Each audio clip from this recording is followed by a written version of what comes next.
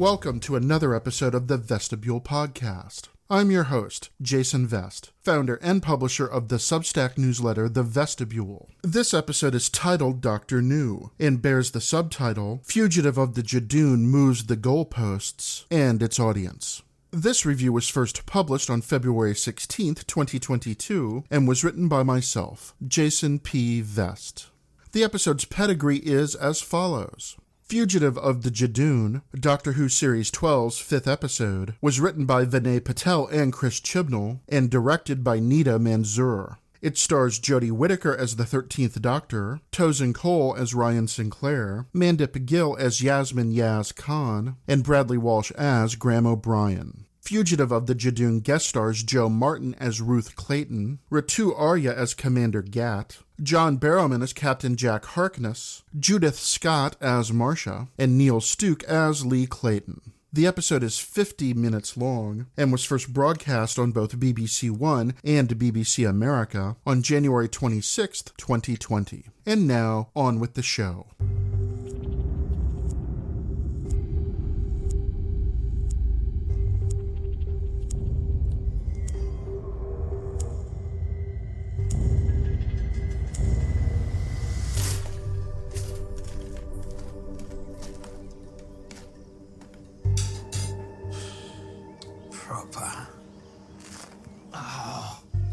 I said I'd make you your birthday breakfast. Yeah, well, I was hungry and you were dead to the world. Sorry. Truckload of presents should make up for that. Yeah, about that. I'm joking. No presents, just a cake. Yeah. You've got me a cake. Yeah, I'm all over the cake. Now there's an image. All right, Monday, do your worst. Mwah. Have a great day. I will.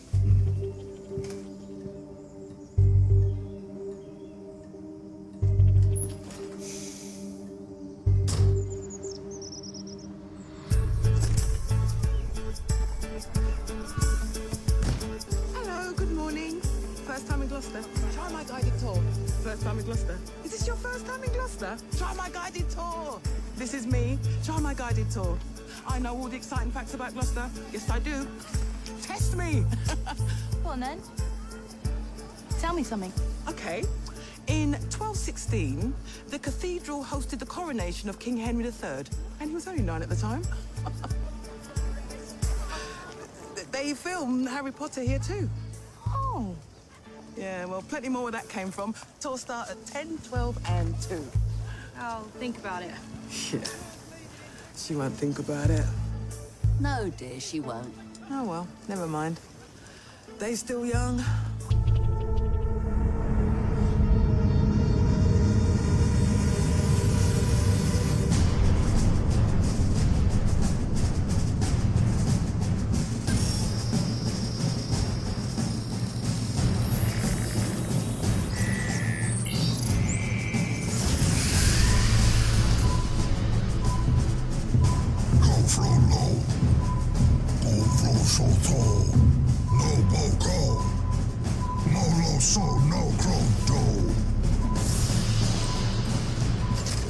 Section 1. The Summit.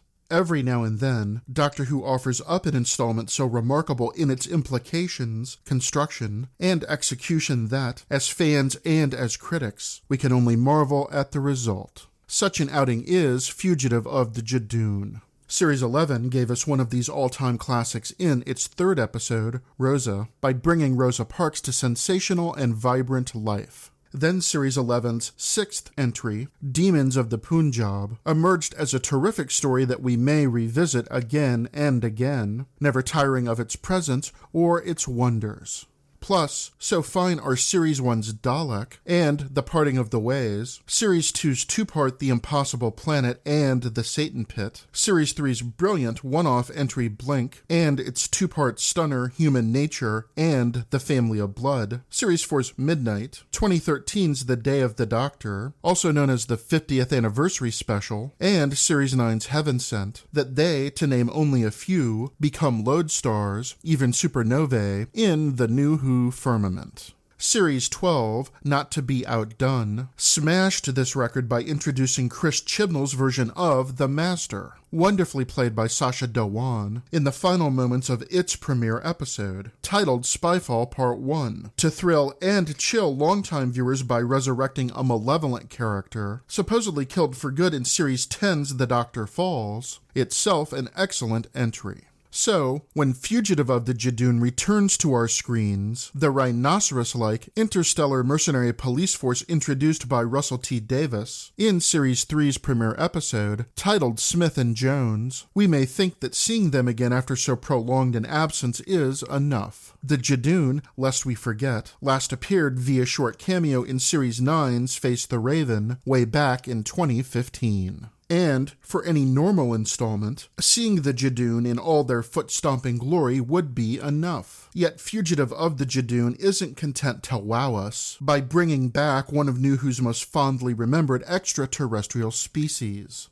No, this outing gives us another, even more unexpected arrival, alongside a revelation so astounding in its power that, by episode's end, we can only bask in the glorious leavings of perhaps the best meal the Chibnall era has yet provided us. Or, at least, that was my response upon watching Fugitive of the Judoon during its inaugural broadcast. Revisiting this entry only confirms these impressions as accurate, since Fugitive of the Judoon scales the summit of New Who's highest achievements. Yes, dear listener, Fugitive of the Judoon really is that good. Although more recent converts to Doctor Who may not fully understand all the callbacks, references, and Easter eggs that writers Vinay Patel and Chris Chibnall braid into this outing's narrative tapestry, old-timers may well scream with delight as Fugitive of the Judoon inexorably unfolds. They may even yelp with surprise when a previous companion makes a triumphant return. For everyone else, however, Patel and Chibnall smartly make the 13th Doctor's current companions into fictional stand-ins for audience members who may not remember, or who never knew, what the Judoon represent and what a chameleon arch is. Team TARDIS, that winning trio of Ryan Sinclair, played by Tosin Cole, Yasmin Yaz Khan, played by Mandip Gill, and Graham O'Brien, played by Bradley Walsh, must keep pace with the furious tempo of on-screen events, making their befuddlement both fun and fascinating to watch.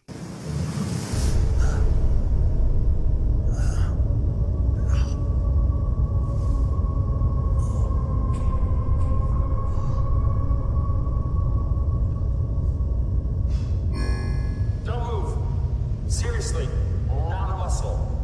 Working on the movement sensors. If you even flinch, it'll set off the laser spikes. Trust me, they get everywhere. By the way, looking good. Who is this? What's going on? Where am I and where are you? Neutralized.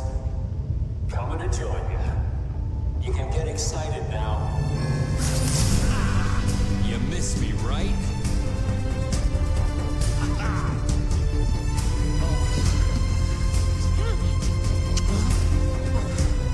Have we met? Still cheeky. Regeneration can change that. Gotta say, loving the gray at the temple. Kind of distinguished, yet still sexy. Oh, come here. How you been, Doctor?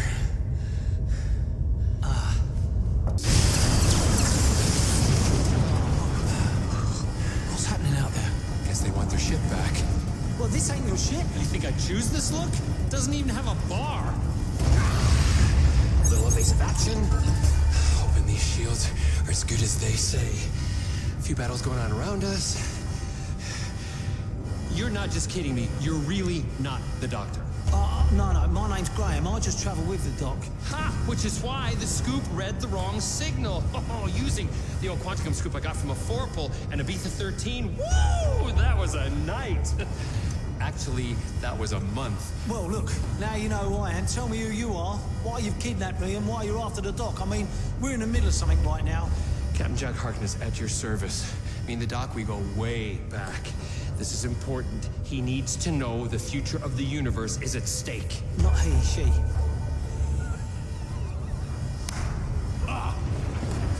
This I gotta see.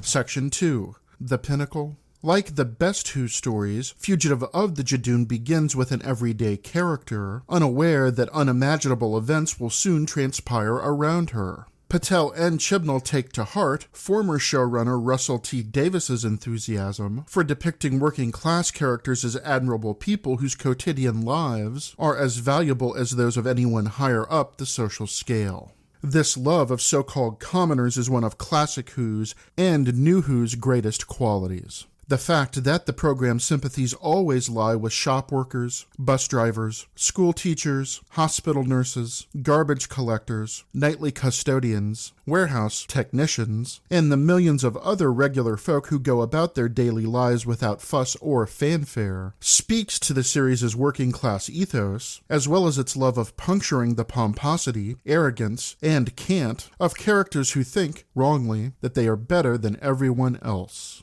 At the center of Fugitive of the Judoon is Ruth Clayton, played by Jo Martin, a woman who gives guided tours of Gloucester Cathedral, one of the centerpieces of her small English town. As the morning of Ruth's 44th birthday begins, she and her husband, Lee Clayton, played by Neil Stuke, affectionately spar over all the ways they will celebrate her happy day.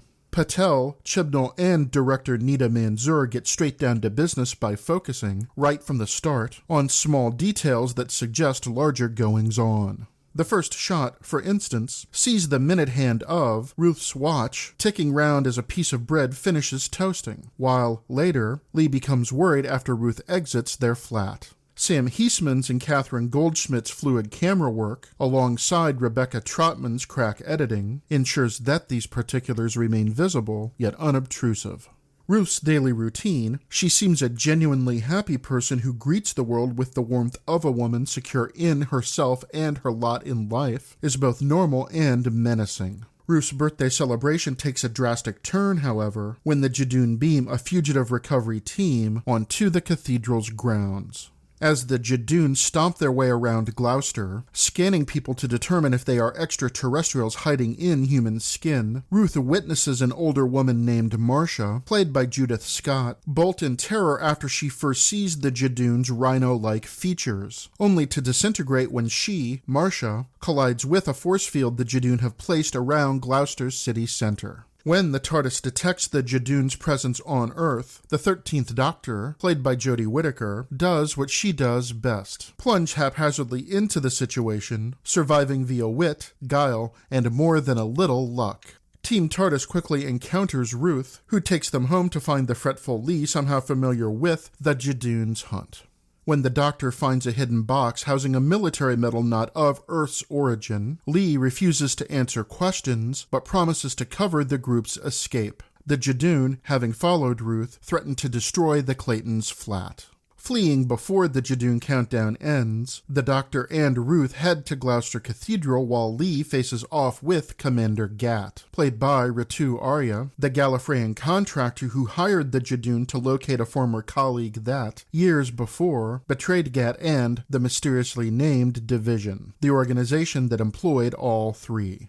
Gat unceremoniously executes Lee, whom she recognizes as her old co-worker's associate, in a development that transforms Fugitive of the Judoon from fun, frothy adventure into lethal, actual tragedy. And where, pray tell, are the companions? Ryan, Yaz, and Graham find themselves transported to an alien spacecraft, piloted by none other than Captain Jack Harkness, played by John Barrowman, confidant of the 9th and 10th Doctors, played by Christopher Eccleston and David Tennant, respectively, immortal cosmic ne'er-do-well, lead character of the New Who spin-off series Torchwood, and, in Fugitive of the Judoon, Ship Thief. Yes, Jack has stolen the vessel to which he mistakenly transports Ryan, Yaz, and Graham while trying to find the Doctor. I smiled from ear to ear upon first hearing Barrowman's voice issue from this ship's intercom, then came whooping off my couch when Jack materializes before the befuddled Graham, who receives a patented Jack Harkness kiss on the lips. Barrowman's enthusiasm here stands in stark contrast to the last time we saw his character on screen. All the way back in Torchwood's 2011 episode The Bloodline, that program's 4th season finale, and Unless Matters Change, also its broadcast finale, which ended on a cliffhanger that saw Jack both amazed and perplexed by the resurrection of one of his Torchwood team's dead members. Jack, thanks to Big Finish Productions' audio dramas, which include Torchwood's official 5th and 6th seasons, has experienced many later adventures, but the fact remains that Whovians were forced to wait nearly 9 years to see him again on television. Barrowman, I'm happy to say, does not disappoint. He looks terrific, plays Jack with the same fizzling exuberance we've come to expect, and, upon learning from Graham that the Doctor is now a woman, beams so brightly when he says, This I gotta see. that you can actually hear each word grin. As New Who and Torchwood fans know all too well, Jack's happy demeanor hides dastardly secrets, memories, and lies accrued during his immortally long life, and some of that darkness creeps its way into his too short appearance in Fugitive of the Judoon. Jack, just before sending Ryan, Yaz, and Graham back to Gloucester, asks them to give the Doctor an ominous message. Beware the lone Cyberman.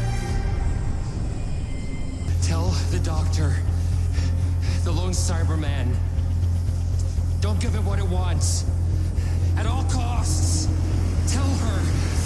That Jack never meets the 13th Doctor may seem like a dramatic cheat on Vinay Patel's and Chris Chibnall's part, but this oversight, apart from setting up a plotline that will come to fruition in Series 12's 2-part finale, is quickly forgotten when Ruth, who retreats to Gloucester Cathedral with the Doctor, begins having memory flashes of her old home in a lighthouse on the coast. When the Judoon intercept them, Ruth reflexively attacks their commander and, most surprising of all, speaks the Judoon language. The astonished Doctor can only tell Ruth, I think there's another identity hidden within you.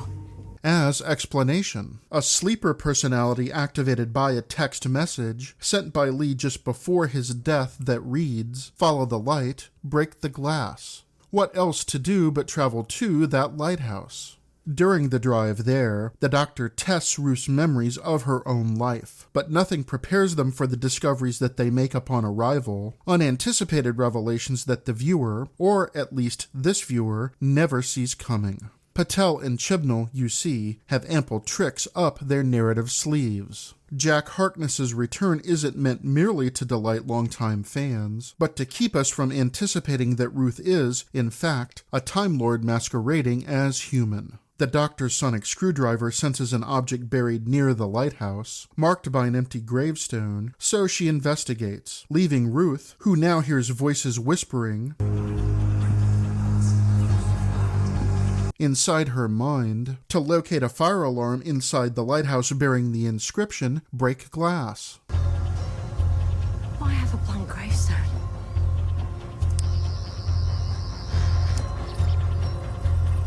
Because it's not a grave. You're probably a bit confused right now. I broke the glass. It's all come back to me.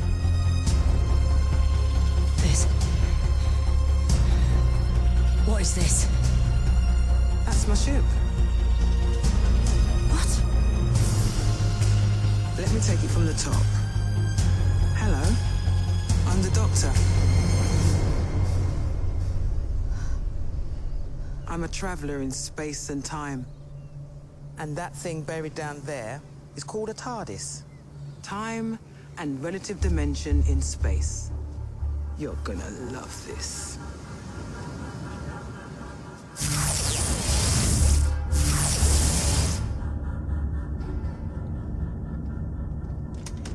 Come on, old girl. Too sleepy. Power up! Need you right now. Hi. Struggling with this. Can you just... No, I can't. Not right now. No time. Just stand there and don't ask questions. So, sorry you got caught up in all this, but if Gat is half the operative she used to be, she's already figured out where we are, and we need to be ready, and we're not. Stop. Who's Gat? And who are you, really? Truly? I told you, love, I'm the doctor. You can't be. Yeah, and why's that? Because I'm the doctor. You have got to be kidding me. Really? Yes, really. Since when? Since forever. And how did I end up like that? All rainbows and trousers that don't reach. What? No. How did I end up like you? You don't. You're in my future, not the other way round. I've never been anything like you. Trust me, I'd remember, especially that shirt. So would I if I'd ever been you, which I haven't. What?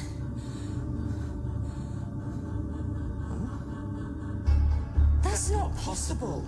Unless it is. But what would that mean? Doesn't make sense. Stop Doing that! Ah, Same brain. no. This doesn't make any sense. Either I should know you or you should know me. Agreed. So why don't we? I don't know. Why don't you try asking that cute little gizmo of yours? Section 3. The Peak. When Ruth does, golden energy rushes from the alarm into her head. Viewers like myself, who've been with Doctor Who since the beginning, scream chameleon arch at this moment. Yes, dear listener, Patel and Chibnall reach all the way back to Series 3's exceptional, Paul Cornell-authored two-parter Human Nature and The Family of Blood, to reference this Time Lord invention, a device capable of rewriting a Gallifreyan's molecular biology, memories, and personality to transform said Time Lord into an entirely new person. Tennant's 10th Doctor undergoes this painful process in Human Nature to hide himself from the so-called Family of Blood, extraterrestrial predators who hunt him in hopes of stealing his ability to regenerate and his TARDIS's technology. This welcome reminder of one of New Who's most brilliant achievements isn't, however, mere nostalgia dipping on Patel's and Chibnall's parts. No, they stamp the narrative accelerator when Ruth finds a large laser gun in a nearby chest and a new set of clothes in a nearby closet, then go for broke when the 13th Doctor makes the most shocking discovery so far of Series 12's run. While digging in the nearby gravesite's ground, the Doctor uncovers a blue police box crowned by a familiar lamp. What, you spit? It can't be, you sputter. Describing the sensation this recognition provokes, hackles rising, skin tingling, mind whirling in wonder, may be impossible, but the gobsmacking possibilities that the 13th Doctor has uncovered her own TARDIS and that, in meeting Ruth Clayton, 13 has also encountered an unknown iteration of herself are almost too much to comprehend. Ruth, resplendent in a beautifully checkered Kenta-cloth shirt and hoisting that enormous gun across her body, confirms this insane suspicion by uttering these immortal words. Let me take it from the top. Hello, I'm the Doctor. I'm a traveler in space and time. And that thing buried down there is called a TARDIS. Time and relative dimension in space. You're gonna love this. Crash, wham, bang. These sound effects aren't heard on screen, but inside the heads of every audience member, and the doubters among us should consult the dozen or more YouTube reaction videos to this moment for confirmation. Patel and Chibnall don't tarry or leave us in shock, wonder, incredulity, and uncertainty for long, even if Jodie Whittaker's wordless response is worth pausing to scrutinize. Whittaker's face expresses all those emotions, and perhaps a dozen more, in the span of just 4 or 5 seconds, which cements her claim to every television acting award there is. Then this new Ruth Doctor, or Fugitive Doctor, transports the 13th Doctor into her TARDIS, whose set design recalls classic Who's original time ship. You know, the one piloted by the First Doctor, played by William Hartnell in Classic Who, and David Bradley in New Who, even if the Fugitive Doctor's dialogue suggests she may be an even earlier incarnation of our favorite Time Lord. The Fugitive Doctor, it seems, was dragooned into Division, which she describes as a temporal covert operations agency that doesn't take kindly to its captive workers trying to leave. The Fugitive Doctor, in fact, describes her time with Division as forced employment. Not one you apply for, not one you can ever leave. Believe me, I tried. Patel and Chibnall here set in motion a mammoth mystery about the Doctor's past and future. Both the 13th and Fugitive Doctors realize that neither one remembers the other, meaning that they cannot be the same person at different points in the same lifetime. And yet, when 13 Sonic Screwdriver confirms that their genetic codes precisely match, both women recognize that they are, somehow, the same person, despite this possibility's rank impossibility. Keeping up? If not, fret not, since Fugitive of the Judoon keeps topping itself. The Fugitive Doctor's entrance and existence are so dazzlingly handled that viewers, or, again and at least this viewer, are left breathless. Jo Martin is simply magnificent as both Ruth Clayton and the Fugitive Doctor, especially when she scoffs at the 13th Doctor's dress and behavior in moments that recall the War Doctor's amazement in The Day of the Doctor, when he cannot quite believe that the 10th and 11th Doctors are future incarnations of himself. Audience members hoping that Fugitive of the Judoon will resolve the questions it raises about the Fugitive Doctor's identity. Is she an earlier, later, or alternate version of the 13th Doctor? Don't know Chris Chibnall or Doctor Who terribly well. John Hurt's memorable War Doctor gives Chibnall license to introduce the possibility, more than that, the seeming reality, of a forgotten version of the program's titular protagonist, emerging at a crucial time. While Jo Martin's beautiful performance grounds this new character in the episode's madcap events, as superbly as Hurt's impressive portrayal of the War Doctor grounds his character in the 50th anniversary special's franchise-shaking developments. Suffice to say, the 13th Doctor and the Fugitive Doctor combine their efforts to outwit Commander Gat and her Judoon mercenaries, even if the Fugitive Doctor's fatal trickery of Gat, who runs afoul of that huge laser gun, upsets 13's moral sensibilities. Once the 13th Doctor reunites with her three companions on her own TARDIS, the episode's scant remaining moments don't give us long to ponder what's just happened. No, that task falls to later installments, particularly Series 12's two-part finale, but for now, Fugitive of the Judoon does its job admirably, holding viewers in its relentless narrative grip, launching 1,000 fan rumors about the Fugitive Doctor's identity, and demonstrating that many criticisms about the Chibnall era's writing have always been unfair. As such, Fugitive of the Judoon is a fabulous hour of Doctor Who, proving once again that, even 15 years after the program's 2005 regeneration, it remains a terrific example of its medium. So, cheers and cheers and cheers to everyone involved, because I, for one, can't wait to see what happens next.